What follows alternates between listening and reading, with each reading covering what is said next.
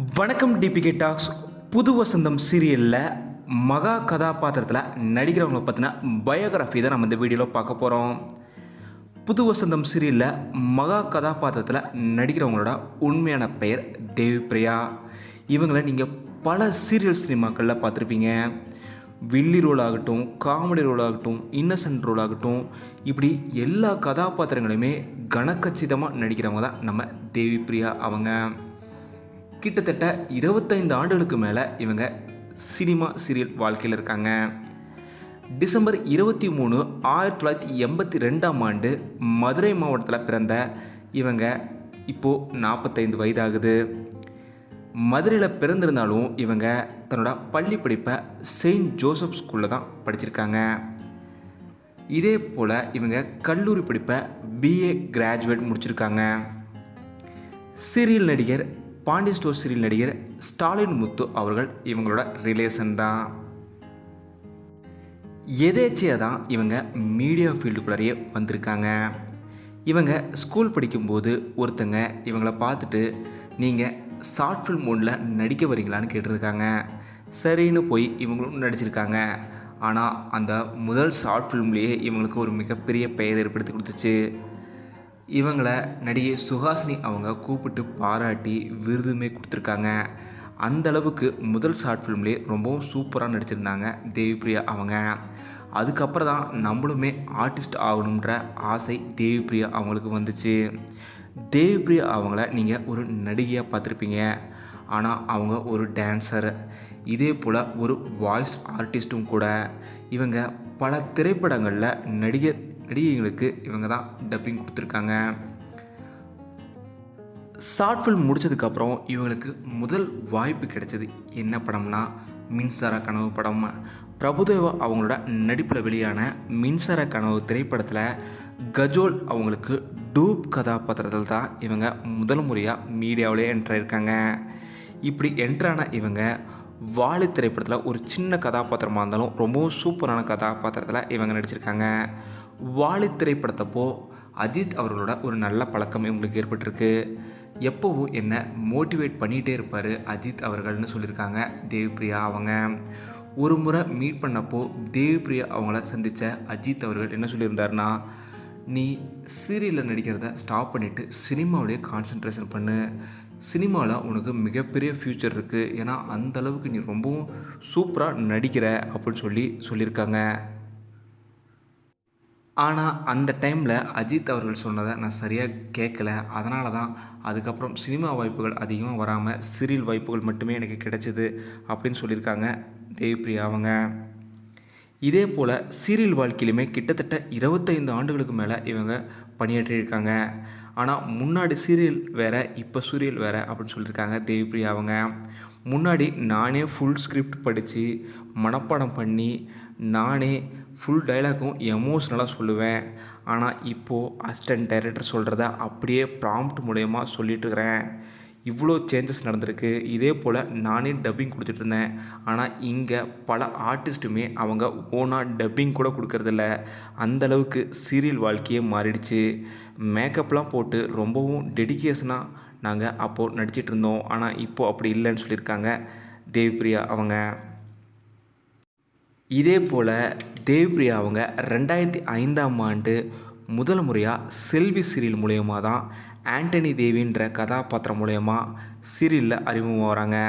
இந்த முதல் சீரியல்லையே இவங்களுக்கு ஒரு மிகப்பெரிய அடையாளம் ஏற்பட்டுச்சுன்னே சொல்லலாம். அந்தளவுக்கு ரொம்பவும் சூப்பராகவுமே இந்த சீரியலில் தேவி பிரியா அவங்க நடிச்சிருந்தாங்க. முதல் சீரியலுக்காக என்னோட ஒரு நாள் சம்பளமாக 750 ரூபா தான் கிடச்சிது. 10 நாள் தான் ஷூட்டிங் இருக்கும், மீதி 20 நாள் நாங்கள் வீட்டில் தான் இருக்கணும். ஆரம்பத்தில் பலருமே இந்த சீரியல் வாழ்க்கையெல்லாம் வேணாம், வேறு ஏதோ ஒரு நல்ல வேலைக்கு போ, நல்லா படிச்சிருக்க அப்படின்னு சொல்லியிருந்தாங்க. ஆனால் எனக்கு இந்த சினிமா சீரியல் தான் வாழ்க்கையாகவே அப்போ இருந்துச்சு. அதனால் நான் எந்த ஒரு முடிவும் எடுக்காமல் சீரியல் தான் என்னோடய வாழ்க்கை அப்படின்னு சொல்லி மித்த வாய்ப்புகளை நான் விலகிட்டேன் அப்படின்னு சொல்லியிருக்காங்க தேவி பிரியா அவங்க. தேவி பிரியா அவங்கள பொறுத்த வரைக்கும் 70க்கும் மேற்பட்ட சீரியல்களில் இவங்க நடிச்சிருக்காங்க. அத்திப்பூக்கள், மாப்பிள்ளை, சந்திரகுமாரி, செல்லமே, புது புது அர்த்தங்கள், இப்போது கரண்ட்டாக புது வசந்தம் உட்பட 70க்கும் மேற்பட்ட சீரியல்களில் ரொம்பவும் சூப்பரான கதாபாத்திரங்கள்லாம் நடிச்சிருக்காங்க தேவிப்பிரியா அவங்க. இதே போல் சினிமாவை பொறுத்த வரைக்கும் இவங்க கிடாரி, சீமராஜா போன்ற திரைப்படங்களில் நடிச்சிருக்காங்க. ஆடுகளம், பொல்லாதவன் திரைப்படங்களில் பல நடிகைகளுக்குமே இவங்க டப்பிங் கொடுத்துருக்காங்க. இப்படி 25 வருட திரைப்படத்துக்காக இவங்களுக்கு கலைமாமணி விருதுமே கிடச்சிருக்கு. இந்த அளவுக்கு ரொம்பவும் டெடிகேஷனான ஒரு ஆர்டிஸ்ட் தான் நம்ம மகாவாக நடிக்கிற தேவிப்பிரியா அவங்க. தேவிப்பிரியா அவங்கள பொறுத்த வரைக்கும் இப்போது புது வசந்தம் சீரியலில் மகா கதாபாத்திரத்தில் அவங்களுக்கு என்ன ஆக போகுதுன்ற ஒரு பரபரப்பான காட்சிகளோடு தான் போயிட்டுருக்கு.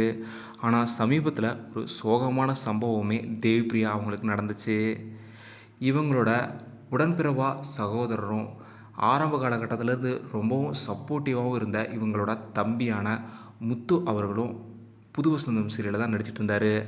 அவரும் தேவிப்பிரியா அவங்களும் சமீபத்தில் தேனி மாவட்டத்தில் ஒரு கல்ச்சுரல்ஸ்க்காக போயிருக்காங்க. அப்போது விபத்தில் முத்து அவர்கள் இவங்க கண் முன்னாடியே மறைந்துட்டார். இன்னும் தேவிப்பிரியா அவங்க அதிலிருந்து மீளாமல் இருக்காங்க. சமீபத்தில் கூட என் வாழ்க்கையில் இப்படி ஒரு மோசமான சம்பவம் எதுவும் நடந்ததில்லை, இந்தளவுக்கு என்னோடய தம்பியை நான் இழந்துட்டேன் அப்படின்னு சொல்லி ரொம்ப எமோஷ்னலாகவுமே பதிவிட்டிருந்தாங்க தேவிப்பிரியா அவங்க. என்னால் இப்போ வரைக்குமே இதிலேருந்து மீண்டு வர முடியல அப்படின்னு சொல்லி தேவிப்பிரியா அவங்க சமீபத்தில் நடந்த சம்பவத்தை வச்சு சொல்லியிருக்காங்க. கூடிய விரைவில் அவங்க அதிலிருந்து மீண்டு வந்து இன்னும் பல கதாபாத்திரங்களை நடித்து மக்களுக்கு பிடித்த நடிகையாக மாறணுன்றது தான் டிபிகே டாக் சார்பாக எங்களோட எண்ணமாகவும் இருக்குது. அவங்களுக்கு ஆறுதல்களுமே நாங்கள் சொல்லிக்கிறோம். தேவிப்பிரியா அவங்க அவங்களோட சோசியல் மீடியாவில் பதிவிடும்போது கூட எதையும் எதிர்பார்க்காதீங்க, எந்த வாழ்க்கையிலையுமே எதையுமே எதிர்பார்த்து நிற்காதீங்க, ஆனால் எல்லா விஷயத்தையுமே அப்ரிஷியேட் பண்ணுங்கள். ஒருத்தங்களை அப்ரிஷியேட் பண்ணும்போது தான் அவங்க ஒரு குழந்தை கூட தடுமாறினா அப்ரிஷியேட் பண்ணால் நிற்கும். அதுபோல் நீங்களும் எல்லாத்தையும் அப்ரிஷியேட் பண்ணுங்கள், அவங்களும் முயற்சி பண்ணி எழுந்து நிற்பாங்க. இப்படி தான் வாழ்க்கை போகணும்னு சொல்லியிருக்காங்க தேவிப்பிரியா அவங்க.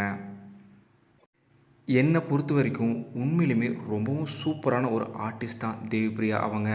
அவங்களுக்கு சரியான வாய்ப்புகள் இன்னுமே கிடைக்கல. கடந்த 25 ஆண்டுகளில் அவங்கள சரியான கதாபாத்திரங்கள்லையுமே யாருமே பொருத்தி நடிக்கவும் வைக்கலை. ஏன்னா அவங்களுக்கு அந்த கதாபாத்திரங்கள் கிடைச்சா அவங்க நேஷ்னல் அவார்டு வின் பண்ணுற அளவுக்கு சூப்பரான நடிகை. அவங்களுக்கு கூடிய விரைவில் அந்த மாதிரியான கதாபாத்திரங்களுமே கிடைக்கணும்னு தான் எங்களோட ஆசையும் கூட. உங்களுக்கு தேவிப்பிரியா அவங்கள எந்த சீரியலில் ரொம்பவும் பிடிக்கும் அப்படிங்கிறத சொல்லிடுங்க. அதே போல் புது வசந்தம் சீரியலில் மகா கதாபாத்திரத்தில் அவங்க எப்படி நடிச்சிருக்காங்கன்றதையும் மறக்காமல் கீழே கமெண்ட்டில் சொல்லுங்கள். இந்த வீடியோ உங்களுக்கு பிடிச்சிருந்தா லைக் பண்ணுங்கள், கமெண்ட் பண்ணுங்கள், ஷேர் பண்ணுங்கள். டிபிகே டாக்ஸ்க்கு இது வரைக்கும் நீங்கள் சப்ஸ்கிரைப் பண்ணலன்னா சப்ஸ்கிரைப் பண்ணிவிடுங்க. மறக்காமல் பக்கத்தில் இருக்க பெல் ஐக்கானையுமே கிளிக் பண்ணிடுங்க.